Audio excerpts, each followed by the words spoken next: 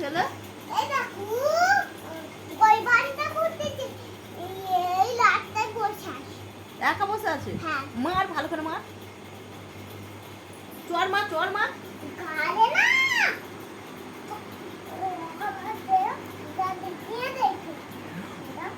মরে যাবে সে। মরে যাবে তোর ছেলে। তোল তোল। চুমু দে, দুটো চারটে চুমু দে। কেন, কি করেছে? কানতেছে কচি। কি করেছে কানতেছে। তোর ছেলে, কি করেছে? রাতে বসে বসে একা একা লাগে?